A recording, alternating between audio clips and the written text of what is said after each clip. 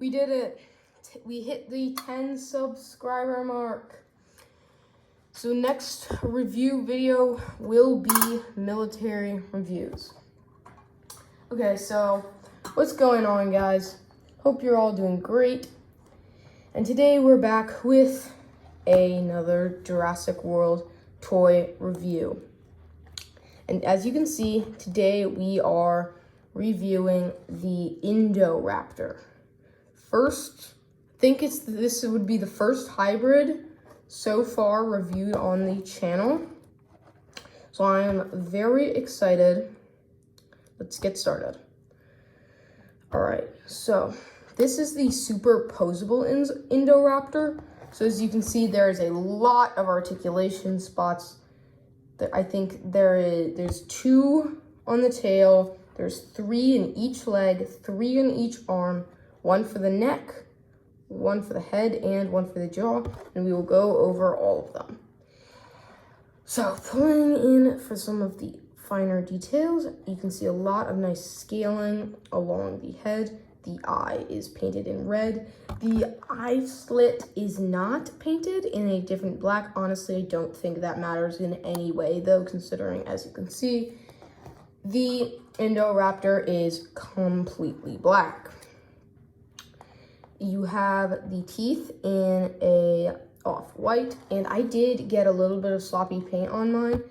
At the bottom here, you can see that some of the paint color did spill onto the teeth, opening the mouth up. It does not open very wide. It opens about that far. You can see, it's very hard to see on camera, but you can see the inside of the mouth is full of this kind of almost rib-like appearance, but the inside of the mouth is all black except for the tongue, which is painted in this almost red color. It's like a really magenta. And there are very little fleshy membranes over here. Very, very undefined. And then coming to the back of the head, you have some of these quills. And one thing to note about this is there's this large seam line here for where the teeth are inserted. And it's not too noticeable if you're standing a few feet away and you're just looking at it. But if you are really looking to pick out all the details, it is definitely very easy to see. And then coming down to the neck, you can see you've got some like scoots or some sort of like little large scales along the back. You can see the start of the yellow stripe. And one detail I did notice about this that I really do like is how they've got the different shades of gold. You can see bring it in really close, you can see how it's got the more orange yellow gold and just the more straight like gold coin color, which is really nice. And you can also see a lot of like this white speckling throughout the body, which is very interesting. Coming down to the hands, you can see that the arms are very long and they are well scaled.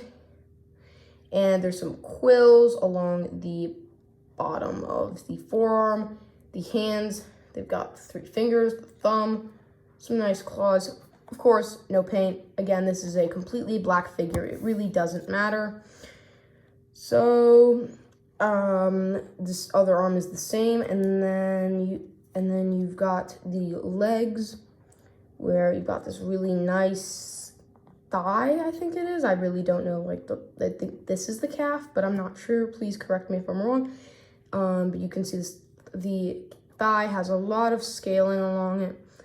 The calf has a large kind of bulging muscle here, shows how fast and strong it is. The feet, one of my favorite features about this figure. If you've seen my Ceratosaurus Clash set review, you'll know that I did not like the sickle claw and how stubby they make them on the Velociraptors. This claw is what it really should look like. You see these compared to this one, this is what a real sickle claw should look like in my opinion, and I really do like that touch. And you've got the quills, I'm not sure if I said those already. Then you've just got more of the yellow stripe and these scoots coming all the way down the tail. They stop pretty much at this. This does require a little bit of tail assembly. This tail part comes disassembled, and there's a little bit of tail assembly, and then you've just got the curve all the way down the tail. This is an amazing figure. As I already showed, there is the mouth articulation. It does not open super duper wide and does not close all the way. Still, it is there. There's some very, very slight head articulation. You can see it moves back and forth. And just the slightest bit side to side. Up, down, really not there. What allows you to pose the head really well is this ball joint on the neck. This just allows for some more finer movements. You can see a lot of really nice articulation there. The arms, they have, of course, this joint that allows 360 degrees of rotation, though it is very, very tight. The elbows can move up, down, and rotate 360 degrees. Hands, rotate 360 degrees, move up and back about that far. Get these back into the right position, okay. And coming down to the legs, you have a pivot here. Move the legs pretty much all directions. So there is a locking mechanism right about there. And of course, the ones in the legs are very stiff. So the joints don't get weak and the Indoraptor will just fall over like that. Though the hands do provide a lot of extra stability, which is really nice. Then you've got the knee, can move forward about that far, back about that far, and it kind of rotates, not really though. It's got like this and this.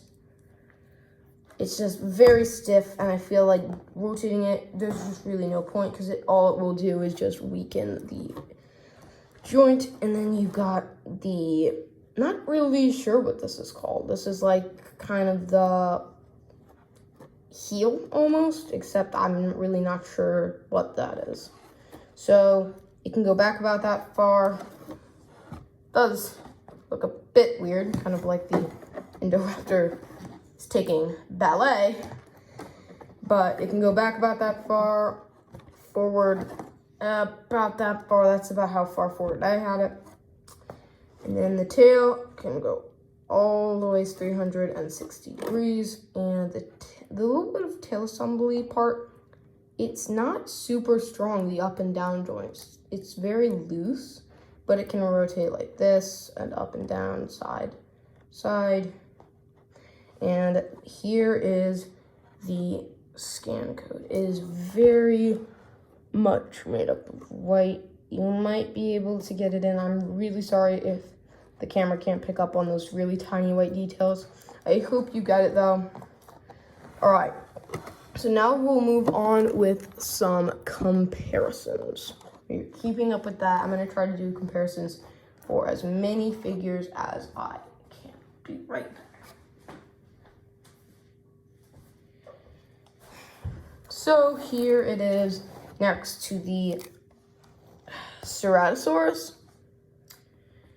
And there's really not much to say. It is clearly longer. Though the Ceratosaurus is a bit taller, unless you put the Indoraptor in a taller position. I personally like this position a lot. But it's, of course, the super posable Indoraptor. It's the name. It can be posed into all sorts of positions.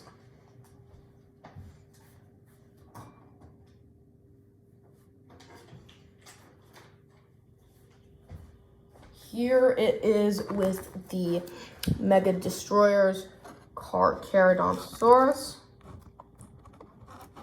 and the Indoraptor is notably longer than the Carcharodontosaurus, as you can see. Though, of course, the Carcharodontosaurus is taller, though you can still fix that by posing him in a very high position. It does look a little bit unnatural, though. And another thing about the Carcharodontosaurus is when I got this Indoraptor figure, I saw this capture gear that came with it, one of my favorite parts of that set, if you will. And It's not a perfect fit, but the capture gear does snap onto the Indoraptor. And of course, there's a huge gap up in the front, and it can pretty much just slide off. But if you're going to use it, it's just like a background for, say, some photography, or it's just some sort of way that you want to get this Indoraptor and capture gear, I would recommend the Carcharodontosaurus capture gear, just because it does fit. It's not perfect. Of course, it was made for this guy, so it's not going to fit perfectly. But honestly, I think it does pretty well for what it is. And it also, I noticed, does fit quite well on the Baryonyx from the Camp Cretaceous Adventure set.